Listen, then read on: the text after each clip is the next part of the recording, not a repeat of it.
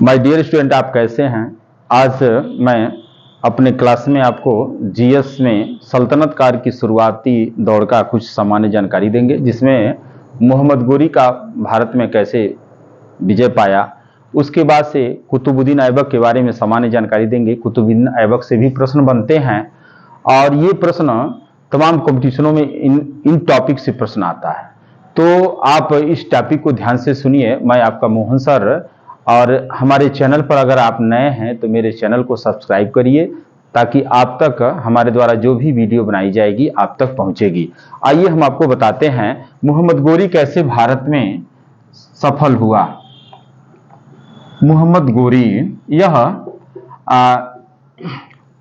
तराइन की प्रथम लड़ाई, तराइन की फर्स्ट जो लड़ाई किया था 1191 ईस्वी में पृथ्वीराज चौहान से। उस लड़ाई में मोहम्मद गोरी पराजित हो जाता है और इसका एकदम उत्साह टूट गया रहता है और ये भारत से भाग जाना चाहता है। इस लड़ाई में, तराइन की फर्स्ट लड़ाई में जब मोहम्मद गोरी हार जाता है तो इसकी मुलाकात कन्नौज के शासक जयचंद से होती है। जयचंद और पृथ्वीराज चौहान का आपस में संबंध अच्छे नहीं थे, बनता नहीं था, दुश्मनी चलती थी। तो जयचंद क्या करता है, मोहम्मद गोरी को इनवाइट करता है, कहता है कि आप पुनः भारत में आइए और मेरी सेना मैं मदद करूंगा। तो तराइन की सेकंड लड़ाई होती है 1192 ईस्वी में। जब 1192 ईस्वी में तराइन की सेकंड लड़ाई होती है, जिसमें मोहम्मद गोरी और जयचंद की संयुक्त सेना रहती है, पृथ्वीराज चौहान की सेना अकेले रहती है। उसमें सेकेंड लड़ाई में पृथ्वीराज चौहान पराजित हो जाते हैं और मोहम्मद गोरी जीत जाता है भारत में। और मोहम्मद गोरी भारत में जब जीत जाता है तो फिर वह वापस अपने देश को जाता है और पृथ्वीराज चौहान का एक दरबारी कवि था चंद्रबरदाई, उसने एक किताब लिखा था पृथ्वीराज रासो। उस किताब के अनुसार, उस किताब में लिखा है कि मोहम्मद गोरी जो था वो 17 बार भारत पर आक्रमण किया था, 17 बार। चंद्रबरदाई ने जो अपनी किताब पृथ्वीराज रासो है उसमें लिखा है। अब देखिए, अब यहां पर जब मोहम्मद गोरी चला जाता है तो उसके 4 सेनापति रहते हैं, 4 सेनापति रहते हैं मोहम्मद गोरी के 4 सेनापति। एक उसका दामाद था कुतुबुद्दीन ऐबक, कुतुबुद्दीन ऐबक, ये फर्स्ट सेनापति था। सेकंड सेनापति उसका बख्तियार खिलजी था, बख्तियार खिलजी।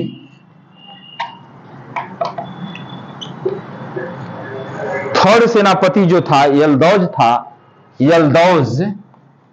यलदौज। और चौथा था कुबाचा, कुबाचा।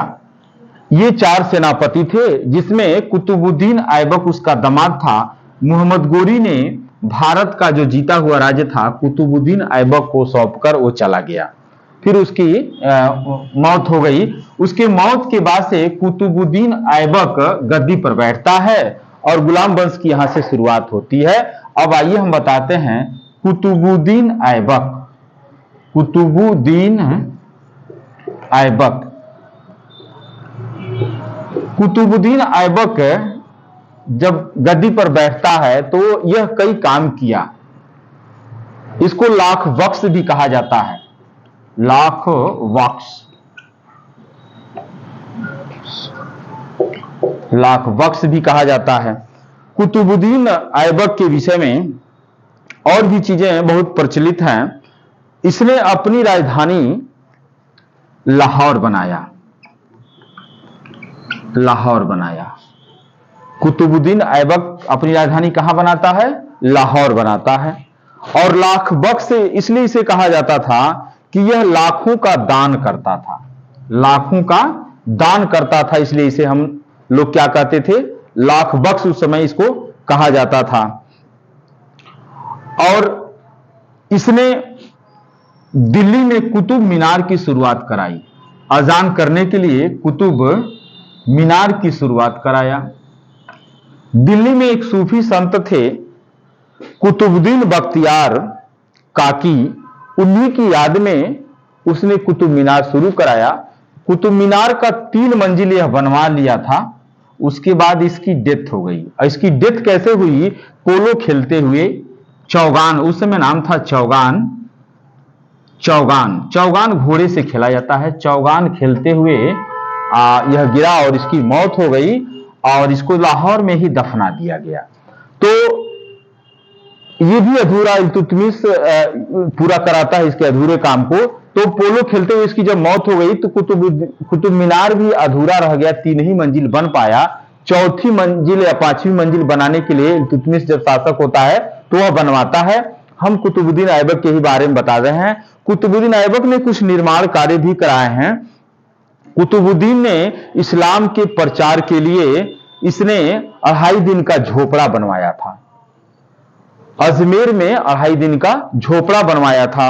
उसके बाद कुब्बत उल इस्लाम मस्जिद भी इसने बनवाई थी। पहली मस्जिद भारत की वही बनी सल्तनत काल में। तो ये कुतुबुद्दीन की उपलब्धियां रही। कुतुबुद्दीन के मौत को पूछता है कि कैसे, किस शासक का मौत पोलो या चौगान खेलते हुआ। कुतुबुद्दीन ऐबक की राजधानी कहां थी, किस शासक को लाख बख्श कहा जाता है। अब देखिए, कुतुबुद्दीन ऐबक जो है इसको अरब के खलीफाओं ने मान्यता नहीं दिया था, इसलिए यह गुलाम वंश का संस्थापक तो था लेकिन वास्तविक संस्थापक इसको नहीं बल्कि इसके बाद का जो शासक होता है इल्तुतमिश, उसको कहा गया। तो आज के वीडियो में बस इतना ही है। इसमें के मुख्य पॉइंट आपको मैंने बता दिया कि लाख बख्श है, पोलो चौगान खेलते हुए किसकी मौत हुई, कुतुब मीनार किसने शुरुआत कराया। तो ये सब इससे जुड़े हुए कुछ प्रश्न थे। कुब्बतुल इस्लाम मस्जिद का निर्माण, 2.5 दिन का झोपड़ा, ये इसके सबसे इंपॉर्टेंट प्रश्न बनते हैं। इन प्रश्नों को आप तैयार कर लेंगे तो निश्चित है किसी न किसी परीक्षा में प्रश्न आएगा और आपके लिए लाभकारी होगा। आज की क्लास में बस इतना ही। धन्यवाद।